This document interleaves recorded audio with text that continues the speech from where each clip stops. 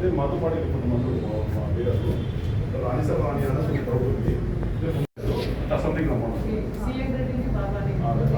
సరే అన్న వచ్చేస్తారేమో.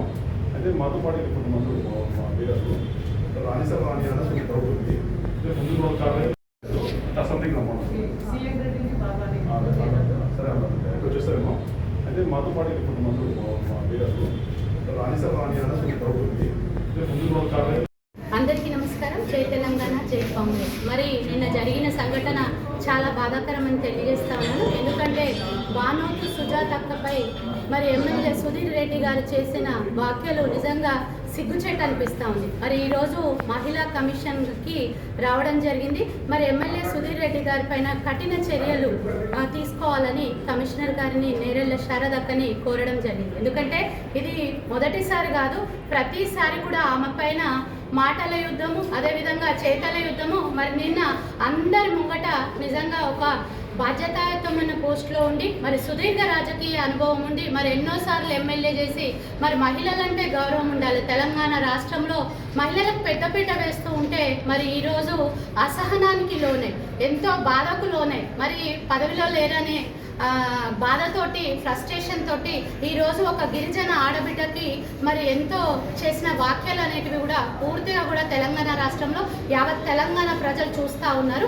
సో వారిపై కఠిన చర్యలు తీసుకోవాలి, గిరిజన ఆడబిడ్డకు న్యాయం చేయాలని, వారిపై ఎస్సీ ఎస్టీ అట్రాసిటీ కేసు చేయాలని మేము మా సహచర కార్పొరేటర్స్ ఇక్కడికి రావడం జరిగింది. మన అందరికీ కూడా తెలుసు, తెలంగాణ రాష్ట్రంలో కాంగ్రెస్ ప్రభుత్వం వచ్చిన తర్వాత రేవంత్ రెడ్డి గారు మహిళలకు పెద్దపీట వేస్తూ ఉంటే మరి అపోజిషన్ పార్టీ వాళ్ళు మహిళలను కించపరుస్తూ ఉన్నారు.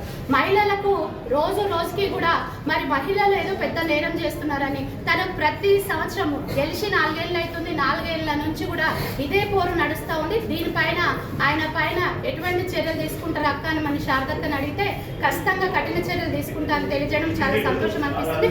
ఇట్లాంటి కష్టాలు కన్నీళ్ళు మరి ఎటువంటి ఆడబిడ్డలకు మరి కార్పొరేటర్స్కి రాకూడదని మేము కూడా వారికి తోడుగా ఈరోజు ఇక్కడికి రావడం జరిగింది. జై తెలంగాణ, జై కాంగ్రెస్.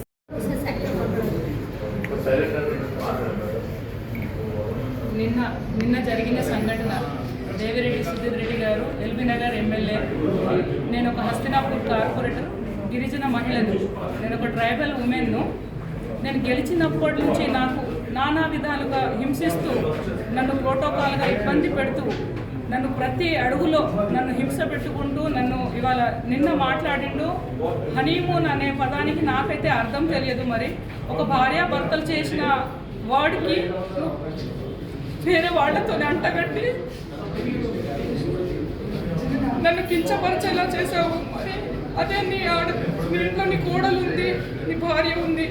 మరి రాజకీయ 30 సంవత్సరాల నుండి ఎవరెవరితోని హనీమూన్ చేస్తే నువ్వు ఎమ్మెల్యే పదవిలో ఉన్నావు సుధీర్ రెడ్డి. నీ పదవి కావాలి అని వేల కోట్లు, లక్షల కోట్లు ఎక్కడి నుంచి సంపాదించుకున్నావు? నువ్వు రాజకీయంగా నీ పెండ్లానికి మీ అమ్మ హనీమూన్ చేస్తేనే కదా నువ్వు వేల కోట్లు సంపాదించినవేమో అని నేను అనుకుంటున్నాను. నీ దునికి సమాధానం చెప్పాలి. నేను ఒక ఎస్టీ మహిళని, దీనిపైన నీకు కేసు పెట్టి ఎస్సీ ఎస్టీ అల్ట్రా కేసు పెట్టేసి నీకు పోలీస్ స్టేషన్లో లాగడం కంపల్సరీ, నీకు శిక్ష పడేలాగా చూస్తాను. ఇప్పుడు మా కమిషన్ మేడం శారదాక కూడా మేము లెటర్ ఇవ్వడం జరిగింది. మీపైన కఠిన చర్యలు తీసుకుంటామని ఆమె హామీ ఇచ్చారు. ఒకవేళ దీనిపైన ఎలాంటి తీసుకోకపోతే నీ ఇల్లు ముట్టడించడం ఖాయము, నీకు చెప్పు దెబ్బ కొట్టడం ఖాయం.